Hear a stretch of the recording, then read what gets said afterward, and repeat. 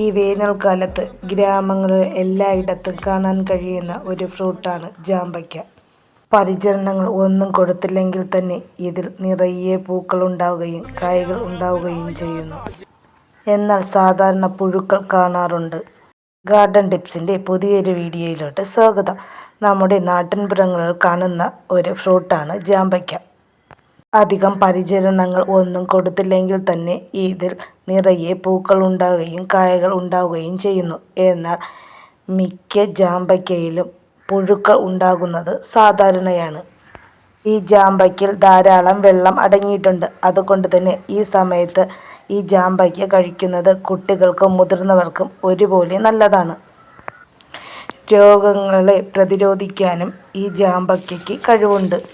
ഈ ജാമ്പയ്ക്ക ഉപയോഗിച്ച് നമുക്ക് സ്ക്വാഷും ജ്യൂസും പിന്നെ ജാമും നമുക്ക് ഉണ്ടാക്കാൻ കഴിയും.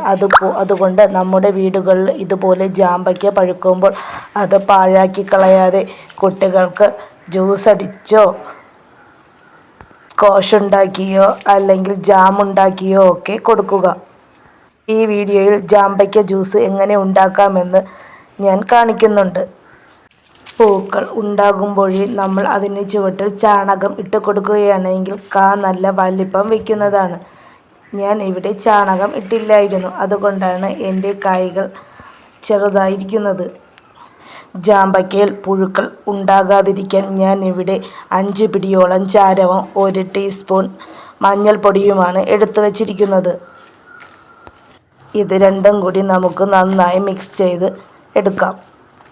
ജാമ്പയ്ക്ക കുറേ പൊഴിഞ്ഞു പോയിട്ടുണ്ട്. ഇതിൻ്റെ ചുവട്ടിൽ കുറേ ജാമ്പയ്ക്ക കിടക്കുന്നത് കണ്ടില്ലേ? വളം ഇട്ട് കൊടുക്കുന്നതിന് മുന്നേ മരത്തിൻ്റെ കുറച്ച് അകലെയായി മണ്ണ് ഇളക്കി കൊടുക്കുക.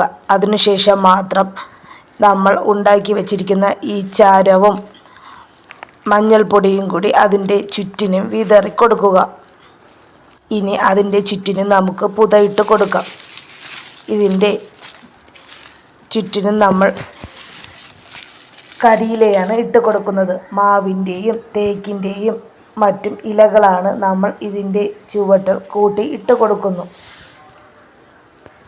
ഇനി നമുക്ക് വെള്ളം ഇതിൻ്റെ ചുറ്റിനും ഒഴിച്ചു കൊടുക്കാം. മരത്തിൻ്റെ വലിപ്പത്തിനനുസരിച്ച് വേണം ചാരം ഇട്ട് കൊടുക്കേണ്ടത്. ചെറിയ മരമാണെങ്കിൽ കുറച്ച് മതി ചാരം.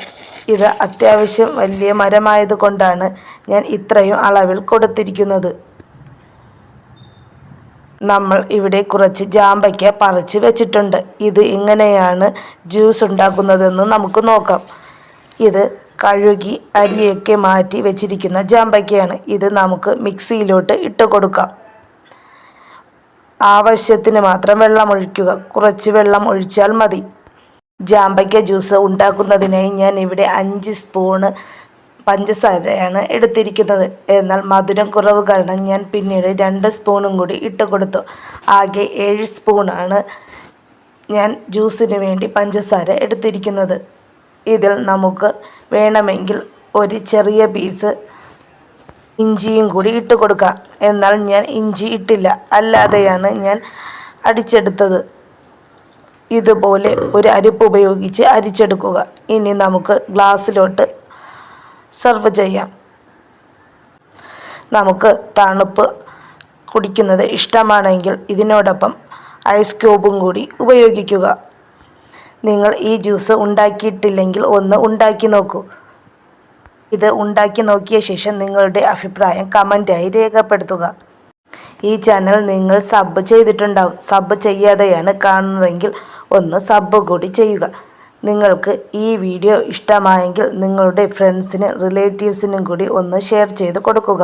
നിങ്ങൾക്ക് ഈ വീഡിയോ ഇഷ്ടമായെങ്കിൽ ഒരു ലൈക്കും കൂടി തരുക. താങ്ക്